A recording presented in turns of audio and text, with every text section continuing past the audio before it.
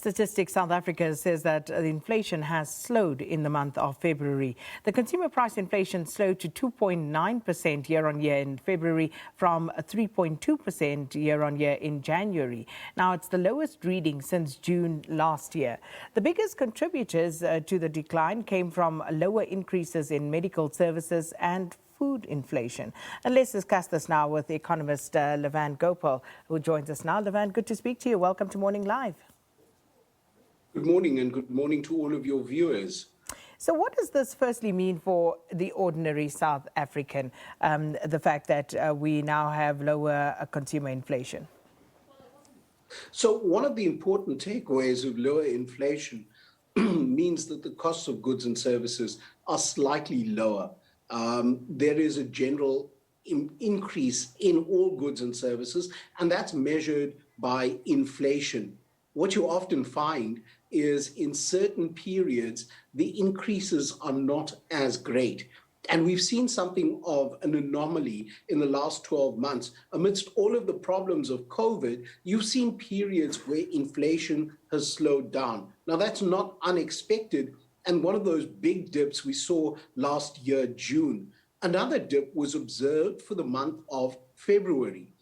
Some of the contributors or the reasons why we saw this slight pullback in the inflation level is medical insurance, which was expected to increase but did not increase by as much. There are a number of other factors. Because we saw so many bars and restaurants closed, that created something of a strange price indicator, and that the result of which meant that inflation was slightly lower. Now, typically, that means you're going to be paying less for goods and services, but this won't be the case forever. We're likely to see some increases as we go through the year. Electricity tariffs are expected to change by about 14 cents, and that is likely to touch inflation as well. You're also going to see the petrol price, which is expected to increase, and that is also going to feed into a higher inflation as we go through the year. And, you know, just to add on to a point that you made slightly earlier in your response there, some consumers are, of course, complaining that when they get to the grocery store till, they have fewer items in the trolley for perhaps the same amount of money they were paying about a year ago. And it's been that way even before the hard lockdown last March. Seemingly the cost of items have increased amid the pandemic. What's your take on that, Lavan? You raise a very, very important point. I first had concerns about this in 2007, where we saw changes in inflation at that point. So typically, if inflation increases by 10%, it means that the same amount of goods that you would purchase at the supermarket would be about 10% higher. Now, many consumers feel that is not the case.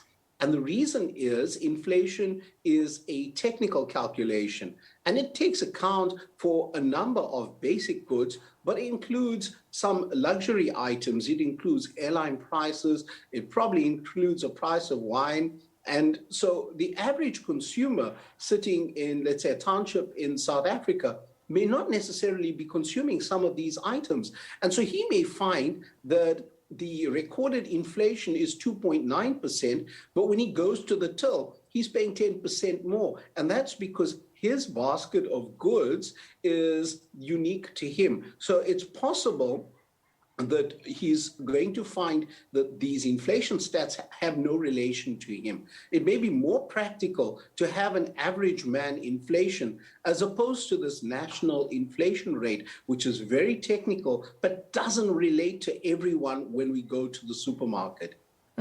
And the question of fuel prices once more, expecting more increases. And if you think about it, the fuel price has already increased by about R1 in the last year or so. However, data shows that the higher fuel price increases didn't necessarily put significant upward pressure on consumer inflation. Why is that? Let's unpack this. Firstly, the fuel price is something that isn't always in control of the national government or South African prices. Let's say the fuel price is something that's out of our control. And if you get the oil price changing because of problems in the Middle East, you may find our petrol price going up. If there are changes to the exchange rate and our currency as it fares against the US dollar, that again is a factor that may make the petrol price go higher or lower. Now, these changes at the petrol pump mean that all the goods that we transport will be affected by that petrol price. A higher petrol price means that there's higher goods and services, but there has to have been that higher price for a period of time. An immediate increase won't necessarily feature into the economy. So an increase that we would have seen, let's say at the beginning of March, is not likely to already feed its way into inflation. But of course, that will creep in because almost everything we do by way of goods and services has a transport element to it. And you'll find that because of the reasons that fuel price has gone up, it may have something to do with the currency. And of course, if the rand has misbehaved and is very weak, for example, you're going to find other goods and services are more expensive. So inflation coming through at the time of a fuel increase, you'll find that many other goods and services spike by a much higher fraction. And that's because of the concerns around the currency movement as well as the fuel price. And then core inflation, which of course excludes prices of food and things like fuel and energy that we've discussed, non-alcoholic beverages, that was at 2.6% year on year in February from 3.3% previously. And given all these inflation variants, how does one, as an ordinary South African, Lavan, comprehend how core inflation and consumer price inflation actually affects you? So it's a very, very difficult one to let's say comprehend because again it is technical. But what the economists do in this instance is they strip away the volatile components. You did mention things like food prices, and these have got a lot of volatility. Sometimes you have bad weather, poor crops, any number of concerns, and that creates an anomaly in terms of the inflation price. Energy prices, and for the reasons that we've mentioned, because of swift changes in the currency of the oil price, would also affect it. So they strip this out. They refer to that as core inflation. It's a measure of some of the non-volatile items within the economy. Everyday items that you may have, from buying clothing to school fees to any number of consumed goods which are non-food. And that gives you maybe a cleaner expression of what the rising prices are like. So for the average man, this is probably a lot of technical discussion that is better suited for a textbook. And he's probably wondering, how does that affect him? Well, how it affects you is that if inflation prices are going to go up, your goods and services, whether it is a basket of goods or services that you have in general, will be more expensive.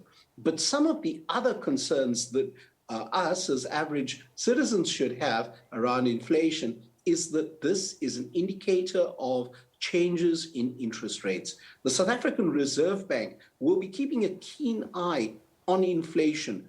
And they are very happy for inflation to sit within a band of 3% to 6%. If it breaks that band on the upper or lower limit for a sustained period, then it's an indication to the South African Reserve Bank that they need to adjust interest rates to keep that inflation level in check. Now, that's important for us because this is the home loan, the credit card repayments, your motor vehicle repayments, all of which that are affected by interest rates. So in that sense, inflation is very important, and we need to take note of these changes. We want to keep it between the 3 to 6% band. And of course, we're expecting that announcement later today by the Reserve Bank Governor. given the latest figures that we've seen. What's your view, Lavan? Should the Reserve Bank Monetary Policy Committee be bold and give us another cut, or are you in agreement with the majority who seem to think he should adopt a wait-and-see approach? So I think it's going to be a flatliner in terms of interest rates. The little pullback that we've seen in inflation for the 1 month is not a sufficient indicator for them to make rapid changes in interest rates. At this stage, an increase in interest rates, I believe, is out of the question. A drop in interest rates, as much as we would like to see that happen, is not likely. A flatline approach is probably a more cautious approach from the Reserve Bank governor and his team. And I believe that if you have a flat interest rate, you're going to give this economy an opportunity to start to grow. Dips in interest rates can be dangerous in the long run. Once you drop interest rates too much, then you're going to be forced to increase it at a later stage. And that becomes very difficult for the business community. A flat-line interest rate lets you continue with business as usual for a period of time. Well, thank you so much for your time this morning, Economist Lavan Gopaul, for explaining the decrease in consumer price inflation to us. We're going to take a break, and then hopefully we'll have a few minutes to squeeze in a few of your tweets, a response to our question of the day, and then we'll end it on SABC 2. Please stay with us.